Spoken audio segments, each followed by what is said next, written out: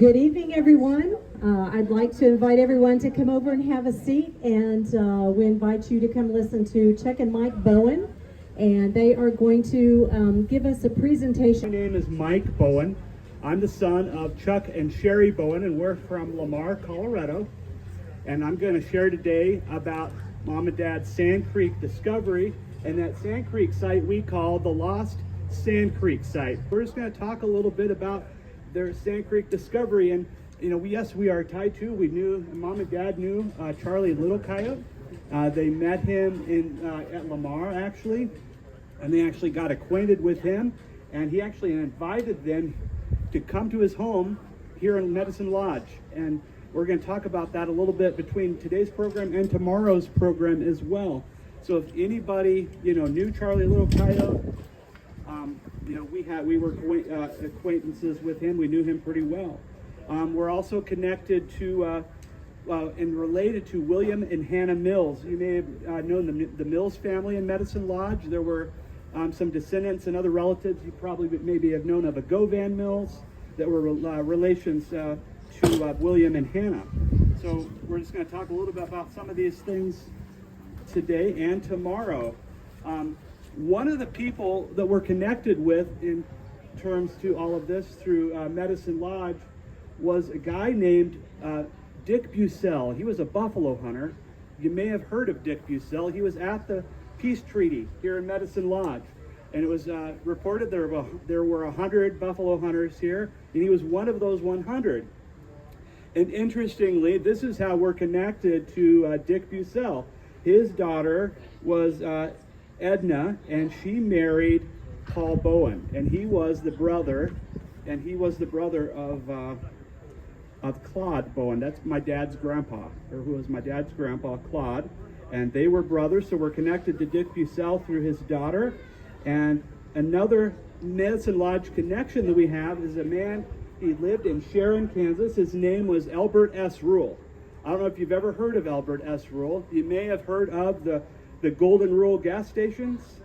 If any of you have ever heard of the Golden Rule gas stations, they were around, this is going back into the 1940s. It's going back a few years. But Albert S. Rule ended up purchasing land in southeast Colorado, and he bought a ranch in southeast Colorado. And the interesting thing is that ranch that he bought in the early 1940s was purchased in the later 1940s by my dad's grandparents. They bought the exact same ranch, so his Golden Rule Ranch became part of the Bowen, would become the Bowen family ranch and part of the Lost Sand Creek site. So I'm sure little did he know, when he owned that ranch in the 1940s, part of that ranch would have had some of the activity from that Sand Creek battle of 1864. And Albert S. Rule, he was an oil man. He was an oil tycoon. He had gas stations in all around western Kansas and eastern Colorado. Another person we're connected to was Mamie Cole Grigsby. I don't know if you ever have heard of Mamie Cole Grigsby. She was at one point pretty well connected with the peace treaty and the pageant here in Medicine Lodge. She was the daughter of P.B. Cole. And it's what we understand is that Mamie, her Sunday school teacher here in Medicine Lodge was Carrie Nation. That's the story we've heard, anyway, is that Mamie's Sunday school teacher was Carrie Nation. So Mamie's father was P.B. Cole. And P.B. Cole ended up settling in Medicine Lodge about 1880. And our connection to him is through Charles Butler Bowen. It'd be my dad's great-grandfather, and Charles Butler Bowen, at about the age of 14, moved with the Coles, and they started making their way west. And they stopped and lived in Missouri for a while, from Mississippi, and they ended up in Medicine Lodge about 1880. And so at that age, he was already living with them from about the age 14 on up, and was, well connected to the Cole family. And in fact, Mamie saw Charles Butler Bowen as a brother, because she was born in 1880. She was just a little kid when he was, getting ready to move away. She was about 6 years old after Charles got married. And so we're connected that way. So as we talk about Sand Creek, we're traditionally told, and it's called a Sand Creek massacre, but according to most people that were there, they called it the Battle of Sand Creek. Most people that fought there defended what was there. Even George Bent, who lived as a Cheyenne warrior, and George Bent was a warrior there, a dog soldier in Black Kettle's village, and he wrote letters to historians after Sand Creek, and he called Sand Creek in his letters a battle more than he called it a massacre. So we found that interesting. But this is what we're traditionally told about Sand Creek. We're traditionally told the Indians were camped below a bluff. This bluff is located at the National Park Service Sand Creek Historic Site. This bluff is very important, but we're told they camped below this bluff. We're told they couldn't see approaching soldiers. We were told there were no warriors in the camp. They were all off hunting. We were told the village was only women, children, and elderly, and we were also told the Indians were unarmed. So that's what we're told, and that's what's historically been said about Sand Creek.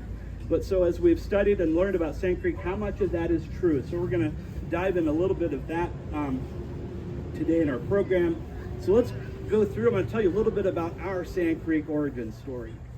And our Sand Creek origin story actually starts in, I'm going to go ahead and start it in 1952 because this is important. That's the year Dad was born, and he grew up. He grew up on that part of Sand Creek. And I can't stress how important this is to the Sand Creek discovery. He grew up there. He knew every bend in the creek. He knew Sand Creek like the back of his hand. There were 7 miles of Sand Creek going through the Bowen family ranch. So him growing up there is very important here. 1970. This is the year Dad graduated from high school, and he actually gave his first Sand Creek talk in 1970 at what is the historic Sand Creek site. At the time, he was not aware of what he would end up finding years later. And so he gave his first talk there in 1970. In 1993, so you're going to fast forward 23 years. In 1993, my mom and Dad were approached by an independent archaeologist. His name was Jim Kopke. And based on research he had done, he had just come to conclusions that there was a monument at what they call the traditional Sand Creek site. There was a monument there that said Sand Creek Battleground. Well, interestingly, based on Jim Kopke's research that he conducted privately on his own, he came to the conclusion he believed that the Sand Creek monument did not accurately mark the right location for the Sand Creek Battleground. So he contacted my mom and dad because his dad's parents were the landowners. He was contacting landowners, letting him know, I think it's somewhere else on the creek, and he believed it was actually further up the creek, possibly on Bowen land. So he contacted them about that in 1993. At that point, the Colorado Historical Society got involved, and they actually did a helicopter flyover looking for bends in the creek and looking for things that might match what they were looking for, because at this point in the early 90s, it was all settled on. It was they were looking for a specific bend in the creek, and that's why they believed that the National Park Service site, what would become the National Park Service site, was the right place, but was based on a map that was made by George Hyde. He was a historian, and George Bent. It's often referred to as the George Bent map. But what we found through letters from George Bent and through discovery of Sand Creek is that there's letters from historians to Bent, and they would talk about making maps. And George Bent would write letters back to the historians and say, I have made or finished the map that you sent me. And so what we saw in that map that they called the Bent map, it's got 2 different sets of handwriting on it. And I'll put all of this on our website for everybody so you can clearly see these maps. It's got blue and black pencil, 2 different sets of handwriting, and fold marks. There's fold lines on there. It's clearly been mailed back and forth. And it's clearly Hyde that was generally making maps, and he would have Bent fill in the map. And so they used this map, and there's a bend. This map is just like a bend going down through the creek, but this map does not have a legend. And so when George Bent is filling in this map for Hyde, he doesn't have any idea if the bend in this creek is a 1/4 mile long, if it's 2 or 3 miles long. And in reality, that actual bend over by the National Park Service site is only about a 1/4 mile long. It's far too small for that village, as George Bent said that their villages were 2 to 3 miles long. And that actually lines up with artifacts that were found. They were scattered over several miles, village artifacts, not just battle artifacts. And so we know that their villages were at least 2 to 3 miles long just based on physical evidence. And so 1993, that search, they flew and they landed at a place they thought was the right bend. They were looking for a specific bend, but that wasn't right. They didn't find anything in that search.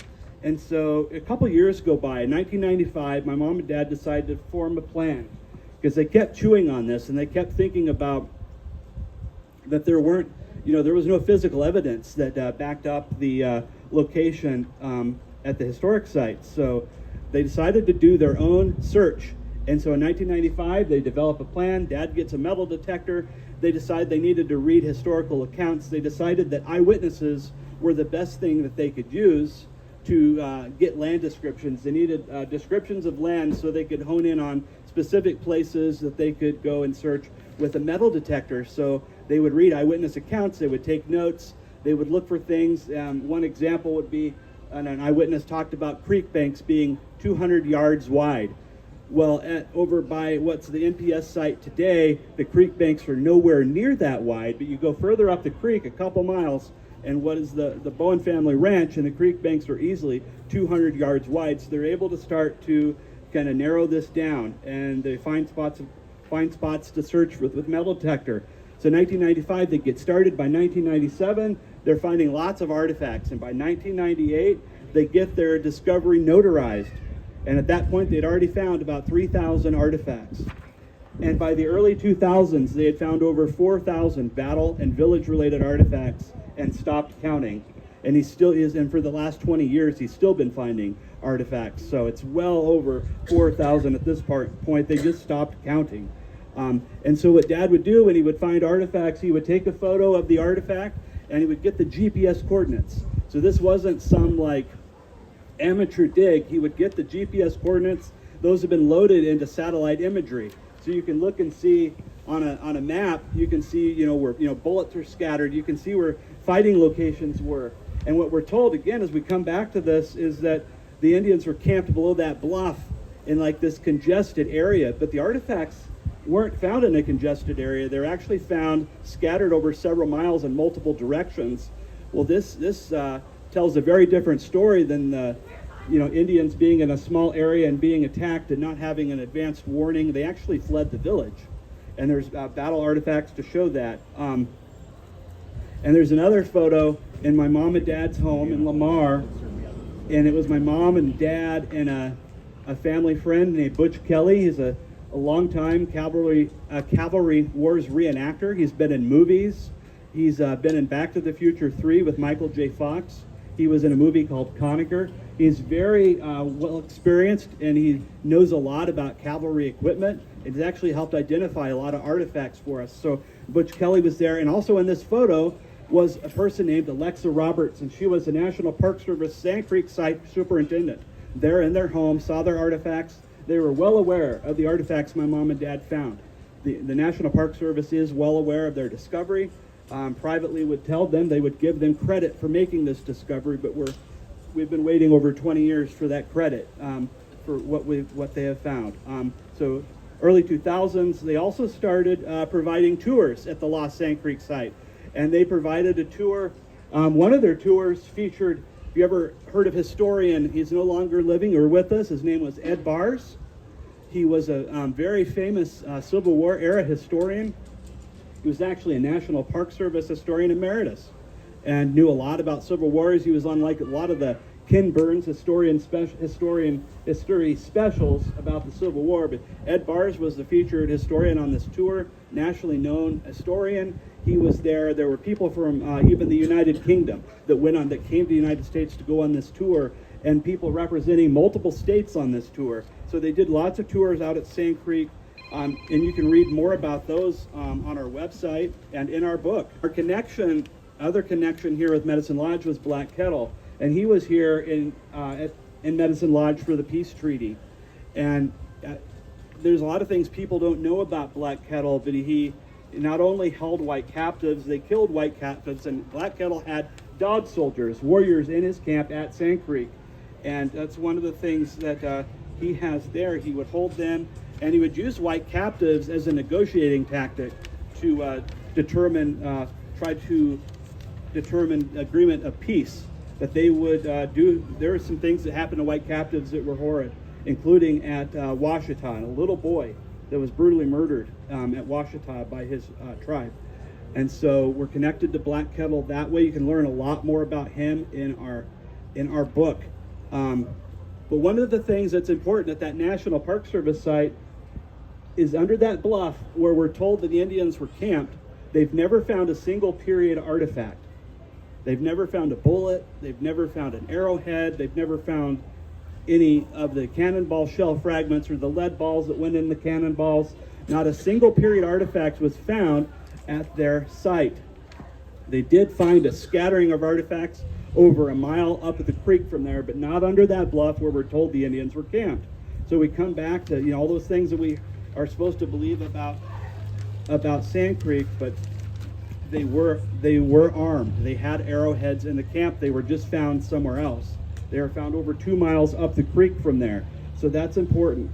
But the bluff is important.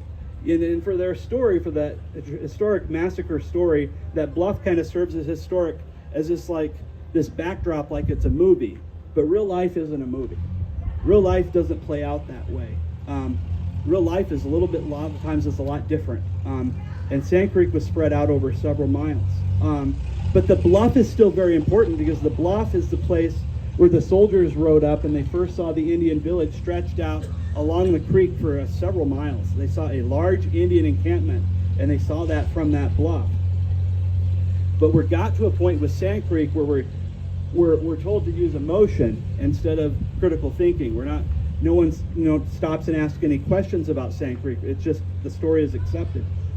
And it's like emotion over facts. I kind of see that happening in schools today, where your students are told this is a problem, let's unpack it. Well, let's look at the fact that Sand Creek, that massacre story, has never been verified by physical evidence. Now, we don't have a dog in this fight concerning Sand Creek, but I do have a responsibility to tell the truth. And I think that's important because for 160 years, they haven't told the truth. Most people that were at Sand Creek actually defended it as a battle. And we come back to one of the points that they say about Sand Creek is that the Indians were unarmed. Well, there were over 70 soldier casualties. We're told that the soldiers rode up to that and circled around the village and they killed the Indians as they came out of their teepees. But if that's true, how are there 70 soldier casualties? That doesn't really add up. And to add on top of that, the artifacts aren't there. The artifacts are stretched out over somewhere else. And if they're stretched out, that doesn't really sound like that the Indians were circled around and killed out of their teepees. It sounds like they fled the village. And so another thing they say is that women and children were targeted. Interestingly, though, George Bent said that from firing distance, he was a dog soldier, remember? George Bent was not a soldier, he was a warrior in Black Kettle's village, and in a letter to historians, he said that from firing distance, the soldiers could not tell the difference between a male and a female Indian. That's context we're never told with the Sand Creek story. We're told that they were targeted, it was up close and personal. George Bent says that wasn't true, and he was there, and not only was he there, he doesn't have any reason to help the soldier side of things. So I think that's pretty interesting.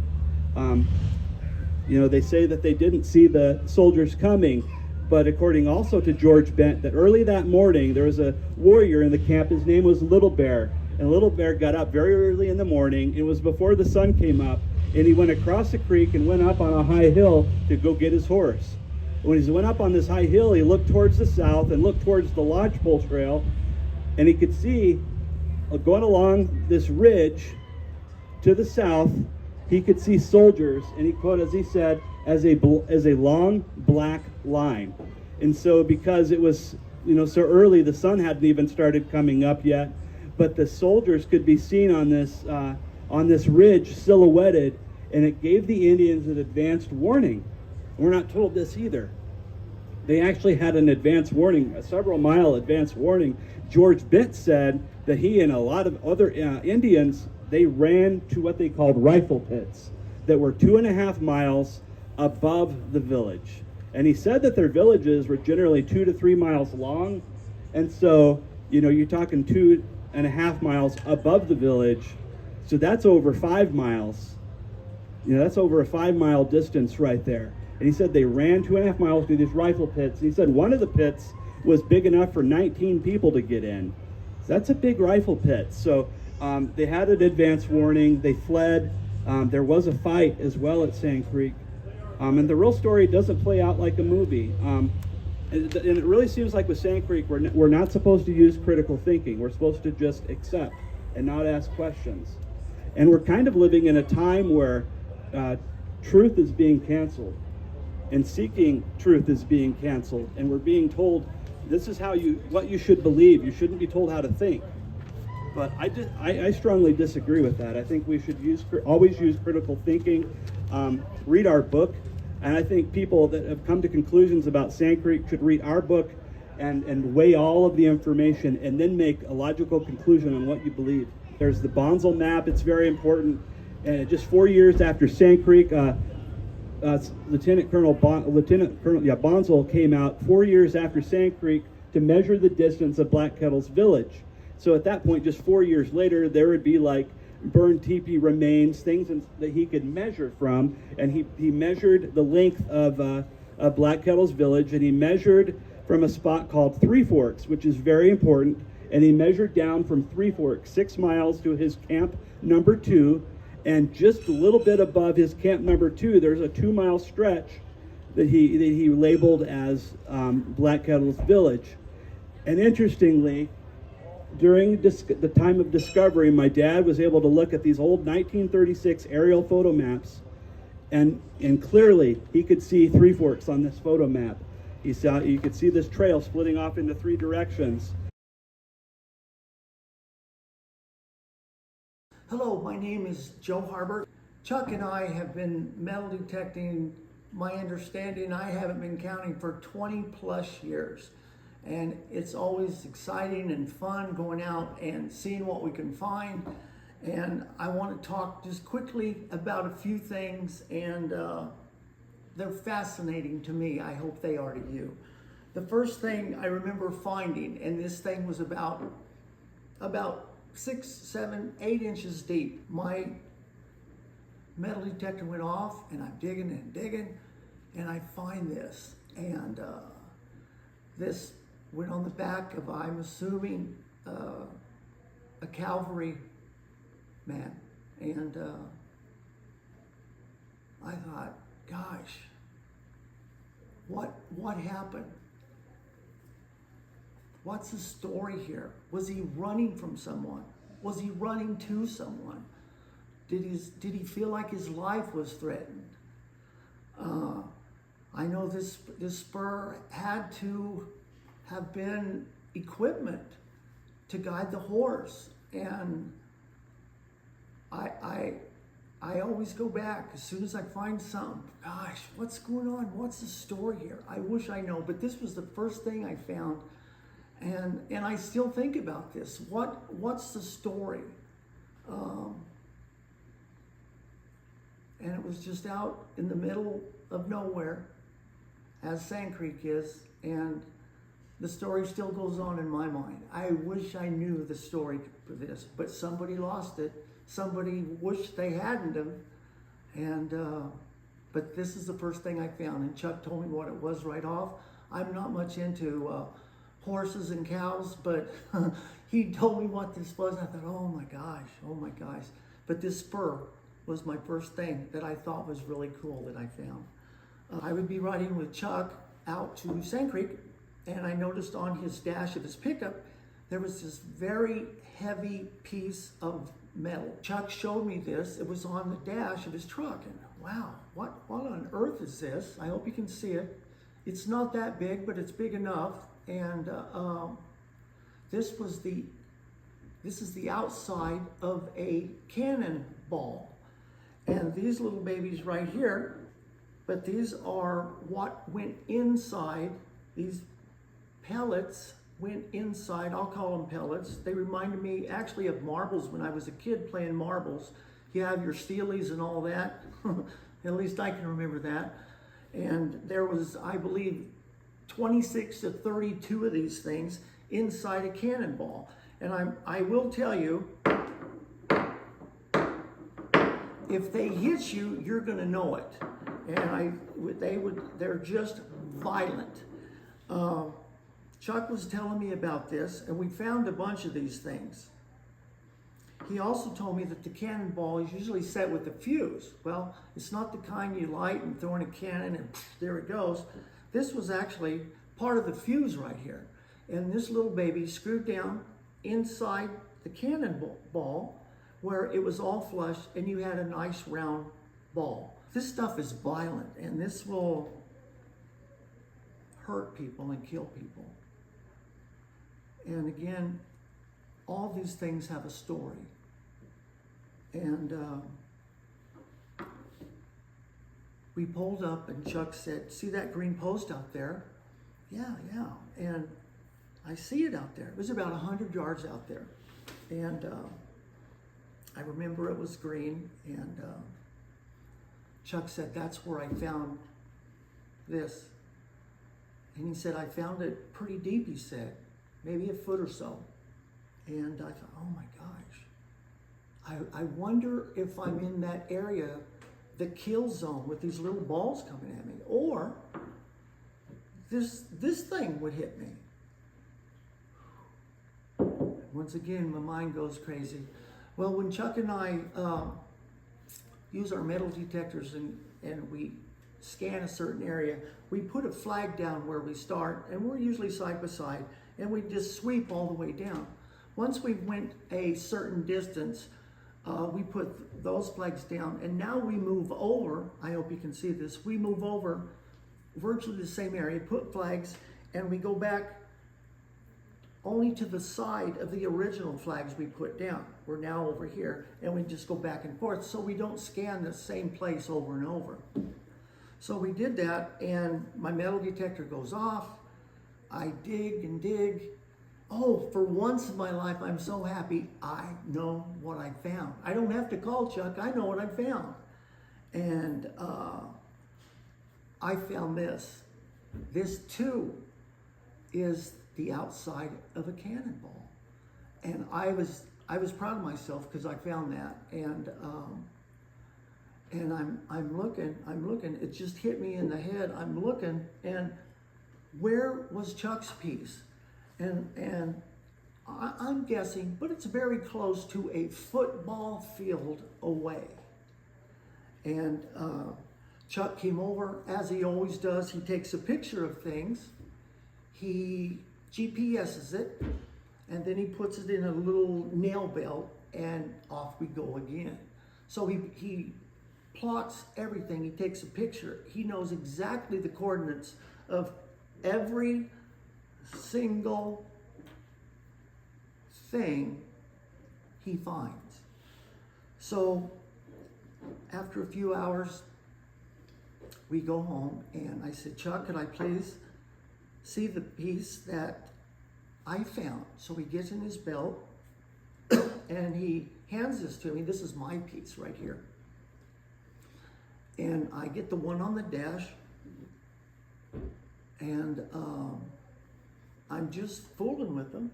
I'm looking at them, and lo and behold, they fit perfect.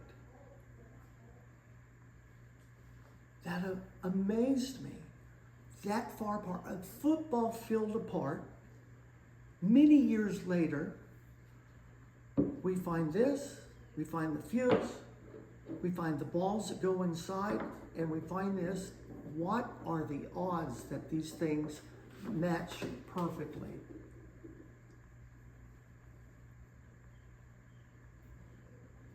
I was amazed. That's my brief time. I hope you enjoyed this a little bit. Sorry I couldn't make it. Check out the book. This is a plug for me. Forget Chuck for a minute. This is me. Chapter 10. Great reading. Thank you. Have a great day. Another person we're connected to was a soldier from Kansas. His name was Lant Williams. And at the time of Sand Creek, he was from Bennington, Kansas. And so if you've heard of Bennington, Kansas, Lant was from there. They called him the Jayhawker, or the kid at Sand Creek. And at Sand Creek, he was only 18 years old. He was one of 4 soldiers that came back in 1908 they met in 1908 to try to go mark the site, because at that point no one really knew where the Sand Creek battleground was. So they met in 1908 to go mark the site, and he was one of the 4 soldiers that went out there. And of all those 4 soldiers, they could not come to an agreement on the location. And so what we learn from the finding of the Lost Sand Creek site is this stretches for several miles. We're talking about 6-7 miles. It goes for a long way, and it's stretched in several miles, and it goes in multiple directions. So we know that there was a running battle at Sand Creek, and we have to know that if that's the case, they had a head start. And so there's a running battle, and the artifacts tell that story very clearly. So we know there were warriors there. We know there were over 70 soldier casualties. Artifacts found over several miles in multiple directions. This doesn't just change the location, it changes the story. It vitally changes and completely changes that story. The thing with history is often muddy. History isn't always black and white. History can be very muddy. And that's the case with history. There was a historian, his name was Jerry Russell, and he came out with that Ed Bars tour in early 2000s. He said this: "We believe it is the job of the National Park Service to present a fair and balanced interpretation of the battle without passing 21st century judgment on the participants. Just tell it like it is, without the politically correct judgmental commentary." And that is how we should look at any historical event. We should always look and see what the truth is. And so as we look at, we think, well, what led to Sand Creek? There had to be a reason, because we're also told that it was an unjustified attack. There was no reason for them going there. But even George Bent says in his letters to historians, during the summer of 1864, these dog soldiers that were in Black Kettle's camp were out along the Platte and along Colorado Territory. They were killing white settlers. They were taking captives, scalping their enemies. They were doing a lot of horrendous things that summer. And Governor Evans of Colorado Territory was tired of these things happening. He made multiple requests to the government, and finally got some help. They were able to organize a 100-day regiment of volunteers called the 3rd Colorado Cavalry, and that's where Shivington comes in. He was actually a leader of the 1st Colorado Cavalry, and so he came in and he led those soldiers at Sand Creek, but that was based on the orders from his general, General Curtis, actually based out of Kansas, because at the time, Colorado was just a territory. And so they organized this 100-day group of men, and they went out and they fought at Sand Creek. And you can see where those artifacts line up with Bonzel's map that he made in 1868, and how by 1998, over 3,000 artifacts were found in that location where he said things happened. So we find that to be very interesting. Thank you for coming today, and we hope to see you again tomorrow.